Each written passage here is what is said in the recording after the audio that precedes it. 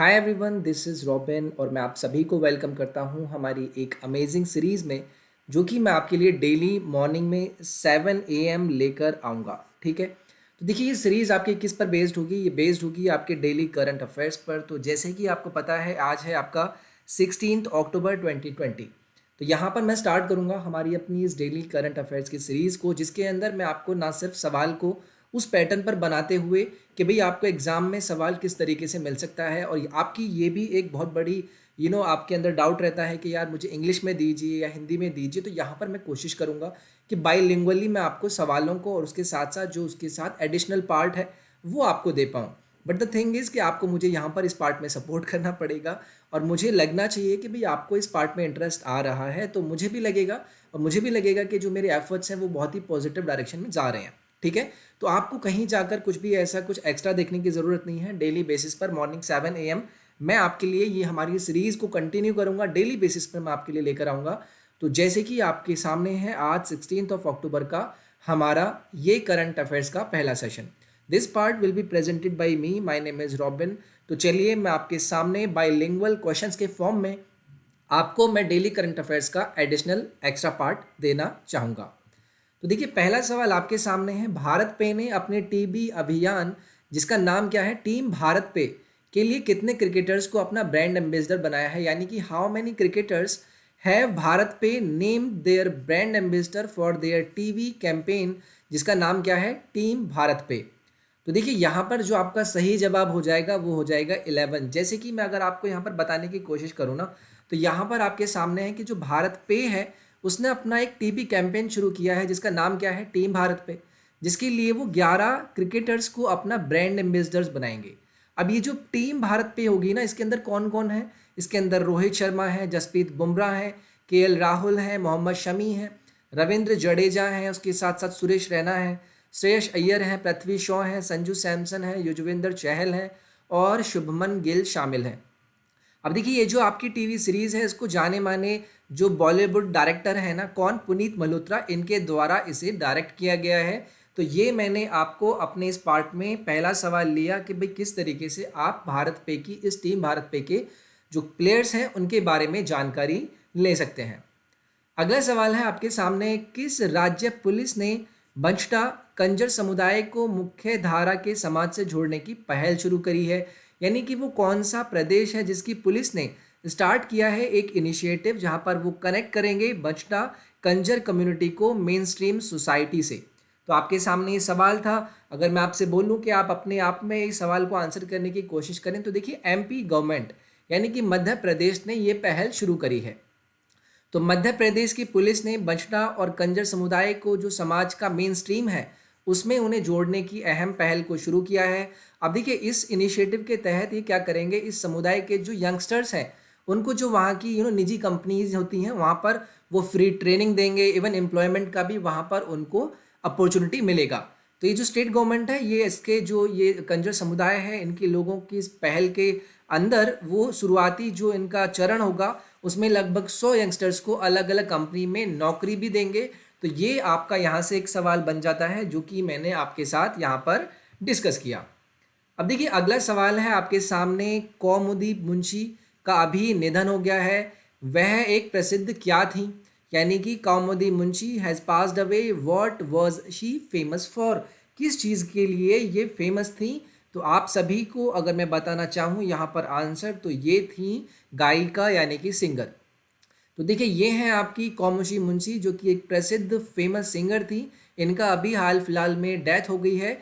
इन्हें गुजरात की Nightingale of Gujarat के नाम से भी जाना जाता है। तो देखिए सवाल आपका क्या बन जाएगा कि भाई who is the nightingale of Gujarat. ये आपसे सवाल पूछ लिया जाएगा कि भाई who is the nightingale of Gujarat. तो आपको यहाँ पर क्या नाम याद रखना है, आपको यहाँ पर याद रखना है Kaumudi Munshi. She was known as the nightingale of Gujarat. अब देखिए गुजरात के अंदर काफ़ी ज़्यादा इनके फेमस जो सॉन्ग्स हैं वो प्रचलित थे, जैसे कि साची रे मारी सतरी भवानी माँ, या फिर उसके अलावा और भी इनके लोकप्रिय गीत हैं जो कि काफ़ी फेमस अभी तक रहे हैं। तो ये कुछ गीत हैं। अगर मैं देखिए गुजरात गवर्नमेंट की आपसे बात करूं, तो गुजरात की कैपिटल आप सभी को पता है वो क्या है, गांधीनगर है।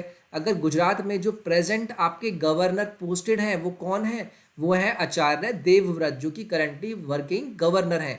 अगर मैं आपसे कहूं कि भाई गुजरात जो स्टेट है उसके वर्तमान मुख्यमंत्री कौन है, तो आप सभी भी इसका आंसर कर देंगे कि Vijay Rupani is the current working chief minister of the state. तो ये था आपका अगला सवाल। इसके बाद है आपके सामने, पेप्सिको ने यूपी में ग्रीनफील्ड आलू चिप्स उत्पादन इकाई स्थापित करने के लिए कितने करोड़ रुपए निवेश करने की घोषणा करी है। यानी कि पेप्सिको जो कि अपने आप में एक बहुत बड़ा ऑर्गेनाइजेशन है, इन्होंने क्या किया है, अभी इन्होंने कोशिश करी है कि ये यूपी स्टेट के अंदर अपना इन्वेस्टमेंट करेंगे। और स्टेट के अंदर किस में इन्वेस्टमेंट करेंगे, ये करेंगे ग्रीनफील्ड पोटैटो चिप्स के लिए। अब आपको बताना है कि भाई कितने करोड़ की रकम ये वहाँ पर लगाने वाले हैं। आप कहेंगे कि भाई इसका मुझे क्या फ़ायदा मिलने वाला है सवाल को। तो देखिए एसएससी के अगर आप PYQs देखेंगे ना, तो स्टेट गवर्नमेंट ने जो भी उनके ऐसे कुछ इन्वेस्टमेंट रहे हैं वहाँ से आपसे सवाल पूछ लिए हैं कि भाई कितना राशि रहा, कितना क्या रहा, ये आपको भी पता होगा अगर आप PYQs देखते होंगे। तो देखिए यहाँ पर मैं बात करूँगा इनके इन्वेस्टमेंट मनी की, तो 814 करोड़ इन्होंने इन्वेस्ट किया है यूपी गवर्नमेंट के अंदर। तो देखिए पेप्सिको, ये आपको हेडक्वार्टर इनका दिख रहा है। तो पेप्सिको जो कंपनी है, इन्होंने यूपी के अंदर ग्रीनफील्ड पोटैटो चिप्स का प्रोडक्शन को एस्टेब्लिश करने के लिए 814 करोड़ रुपए का क्या किया है, इन्वेस्टमेंट करने की घोषणा करी है। अगर मैं उत्तर प्रदेश की बात करूं तो उत्तर प्रदेश के मथुरा में इन्होंने 35 एकड़ जो जमीन है उस पर अपना इंडस्ट्रियल डेवलपमेंट जो इनका अथॉरिटी है, इन्होंने ग्रीनफील्ड आलू चिप्स उत्पादन इकाई को स्थापित करने का डिसीजन लिया है। और इस साल के मिड में इनडायरेक्ट या फिर डायरेक्ट रूप से लगभग 1500 संरक्षकों को यहाँ पर एम्प्लॉयमेंट भी मिलेगा। तो इसी वजह से ये जो न्यूज़ है ये आपके लिए इंपॉर्टेंट हो जाती है, तो याद रखेंगे आप इसे। अगला सवाल आपके सामने है one plus company. One plus company के बारे में आप सभी को पता होगा। वन प्लस कंपनी के सह संस्थापक, जिसे हम को फाउंडर भी बोलते हैं, कौन है जिन्होंने अपने पद से इस्तीफा दे दिया है। तो देखिए अलग अलग जो कंपनीज होती हैं, अलग अलग जो इस तरीके की रिलेटेड बड़ी बड़ी नामी ग्रामी कंपनियां होती हैं, वहाँ पर कौन आया, किसने इस्तीफा दिया, क्योंकि वो कंट्रोवर्शियल इश्यूज होते हैं और वो कहीं ना कहीं नहीं किसी भी कंट्री की जो इकोनॉमिक कंडीशन है उस पर भी वो प्रभाव डालते हैं। ठीक है, तो who is the co founder of OnePlus company, जिसने अभी अपने पद से रिजाइन किया है, who resigned from his post. तो देखिए मैंने यहाँ पर आपको एक नाम दिया है कार्ल पाई। कार्ल पी ये क्या है, को फाउंडर है वन प्लस कंट्री के, जिन्होंने अभी अपने पद से इस्तीफा दे दिया है। आपके सामने इनका फोटो है। तो देखिए ये है आपका वन प्लस कंपनी के को फाउंडर। कार्ल पी ने फ्लैगशिप इवेंट से पहले अपना रिजाइन कर दिया और अभी जल्द ही company one plus 8T series भी लाने वाली थी और नॉर्ड A10 सीरीज भी लॉन्च करने वाली है।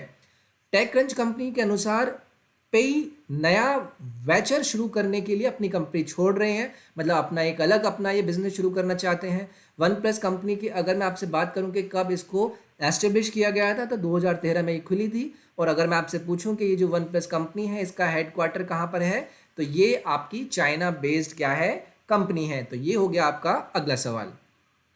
इसके बाद आपके सामने है विश्व मानक दिवस कब मनाया जाता है, यानी कि when was world standard day celebrated. मैंने आपसे ये सवाल पूछा है। तो देखिए आज क्या है, 16 अक्टूबर। उस हिसाब से अगर आप दिमाग लगाएंगे तो आप बोल देंगे कि भाई 14 अक्टूबर अब भी तब भी की न्यूज़ होगी। तो बिल्कुल सही है, जो वर्ल्ड स्टैंडर्ड डे है वो आपका मनाया गया है 14 अक्टूबर को।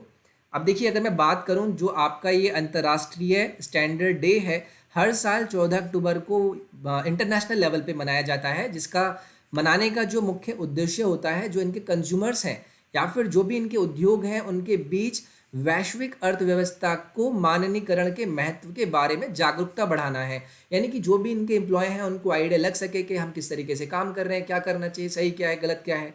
तो ये जो आपका वर्ल्ड स्टैंडर्ड्स दिवस है जिसका 2020 में मनाया गया है, इनकी थीम आपसे पूछ ली जा सकती है protecting the planet with standards, यानी कि प्लैनेट को प्रोटेक्ट करने के लिए स्टैंडर्ड्स लाइए, ये इन्होंने अपनी थीम रखी है। और जो आपका ईयर 2020 है इसमें इंडिया के विश्व मानक दिवस 2020 पोस्टर प्रतियोगिता का खिताब ज्योति बिष्ट ने जीता है।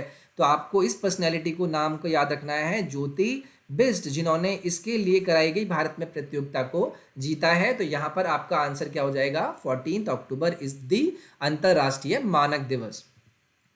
अगला सवाल आपके सामने है, किस वर्ष 2020 का प्रतिष्ठित Sedra Nees lifetime achievement award जीता है, यानी कि who has won the prestigious Sadra Nees lifetime achievement award of the year 2020। तो देखिए इस तरीके के अवार्ड्स एंड ऑनर्स से आपके सवाल बनते रहते हैं, ये आप सभी को पता है। तो अगर मैं यहाँ पर बात करूँ कि निम्नलिखित में से किसको इस सादरा नीस लाइफ अचीवमेंट अवार्ड को दिया गया है, तो ये हैं आपके हरीश कुटेचा।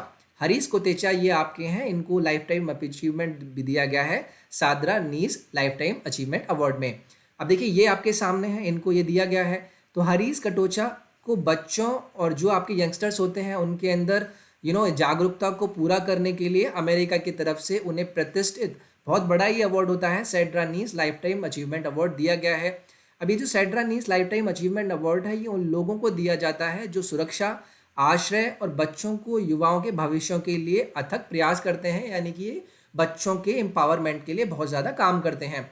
वर्ष 2020 के ये आपका कौन सा वार्षिक सम्मेलन था? 32वां था। इसमें national association for the education of homeless children's and youth, जिसे आप NAEHCY के नाम से भी जाते हैं, को अमेरिका का संस्थापक एवं अध्यक्ष के रूप में भी सम्मानित किया गया था। तो याद रखेंगे हरीश कोटेचा हैं ये, जिनको ये अवार्ड यहाँ पर दिया गया है। अगला सवाल आपके सामने है, किस बैंक ने गूगल पे के साथ मिलकर ACE क्रेडिट कार्ड लॉन्च किया है? यानी कि which bank launched N ACE credit card in association with Google पे। तो यहाँ पर देखिए आपको आंसर करना है कि कौन सा वो बैंक है जिसके साथ गूगल पे ने मिलकर ये किया है।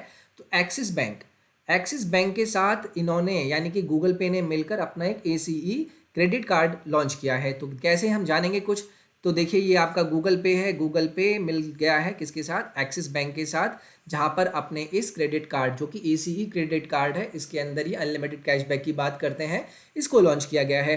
तो एक्सिस बैंक में गूगल पे के साथ मिलकर ACE क्रेडिट कार्ड नामक नया entry level credit card launch किया है। एक्सिस बैंक ने बैंक उपयोगकर्ताओं को एप्लीकेशन के जरिए सहज डिजिटल अनुभव दिलाने के उद्देश्य से इसे लॉन्च किया है, जो कि वीज़ा सिग्नेचर प्लेटफॉर्म पर कार्य करेगा। अगर देखिए एक्सिस बैंक से रिलेटेड बात करूं तो इसका हेडक्वार्टर कहाँ है? मुंबई में है। एक्सिस बैंक के जो MD हैं यानी कि मैनेजिंग डायरेक्टर हैं, या फिर आप CEO की भी बात करें तो ये कौन है? अमिताभ चौधरी हैं। अगर आपसे पूछें कि भाई एक्सिस बैंक की जो फाउंडेशन थी, स्थापना थी, वो कब करी गई थी, तो 1993 में एक्सिस बैंक को क्या किया गया था? इसकी स्थापना करी गई थी। अगला सवाल आपके सामने है, फेसबुक के सार्वजनिक नीति तकनीक अध्यक्ष के रूप में किसे नियुक्त किया गया है? यानी कि who has been appointed by Facebook as the public policy technology chairman. नाम याद रखना है, पब्लिक पॉलिसी टेक्नोलॉजी चेयरमैन के रूप में फेसबुक के द्वारा किसे यहाँ पर नियुक्त किया गया है? तो आपके सामने एक नाम है सुनील अब्राहम।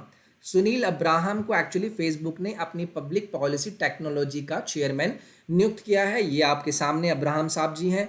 तो फेसबुक ने सुनील अब्राहम को public policy director for data and emerging technique का प्रमुख नियुक्त किया है। अब्राहम जो है ये नए उत्पादों और सेवाओं के लिए डेटा गोपनीयता, जैसे आप आर्टिफिशियल सिक्योरिटी भी बोलते हैं, AI के नेतृत्व वाले नवाचार को सार्वजनिक नीति क्षेत्र में प्रमुख हितधारकों के साथ भागीदारी और जुड़ाव बढ़ाने के लिए काम करेंगे, मतलब जो भी करेंगे, ठीक है। अगर मैं फेसबुक कंपनी की बात करूं तो इसकी जो स्थापना थी वो कब करी गई? 2004 में करी गई। वर्तमान जो इनके CEO हैं वो कौन है? मार्क जुकरबर्ग हैं। अगर मैं आपसे बोलूं कि भाई इनका जो मुख्यालय है यानी कि इनका जो हेडक्वार्टर है वो कहाँ पर है, तो आप सभी को पता होना चाहिए, ये है आपका कैलिफोर्निया में। अगला सवाल आपके सामने है, खाद्य एवं कृषि संगठन यानी कि FAO की 75th एनिवर्सरी को चिन्हित करने के लिए PM मोदी ने कितने रुपए का स्मारक सिक्का जारी किया? तो अभी प्रधानमंत्री मोदी ने क्या किया है? How many rupees commemorative coins were released by PM Modi, जहां पर वो 75th एनिवर्सरी किसकी मना रहे थे?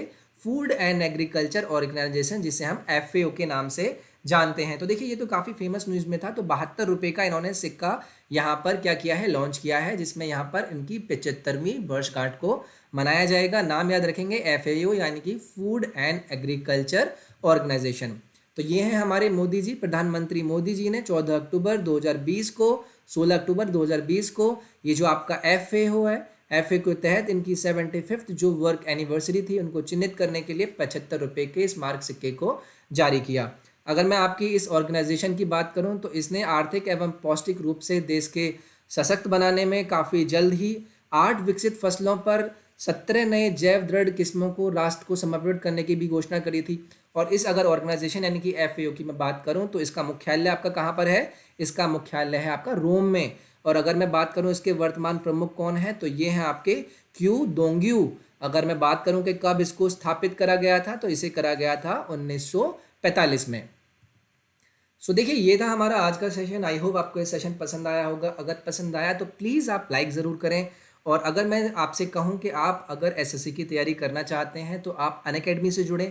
सारे फेमस एजुकेटर्स अभिनय शर्मा, पवन राव, राहुल अरोरा, अंकित अवस्थी सर, ये सभी। और देखिए अलग अलग आपको एग्जाम यहाँ पर टारगेटिंग मिलेंगे। SSC CHSL का आपका कंबाइंड बैच है जो कि 19 अक्टूबर से आपका स्टार्ट हो रहा है। इसी तरीके से स्टेनोग्राफर की अगर कोई तैयारी कर रहे हैं तो ये सभी एजुकेटर्स आपको वहाँ पर होंगे। और इसके साथ साथ ब्रह्मास्त्र बैच जो कि आपका CET को टारगेट कर रहा है, जिसके अंदर आपको सारा सिलेबस कंप्लीट कराया जाएगा। तो अगर आपने सब्सक्रिप्शन नहीं लिया है SSC RS, ये आपको सब्सक्रिप्शन रेफरल कोड यूज़ करना है, जिससे आपको कुछ ना कुछ डिस्काउंट परसेंटेज मिल जाएगा।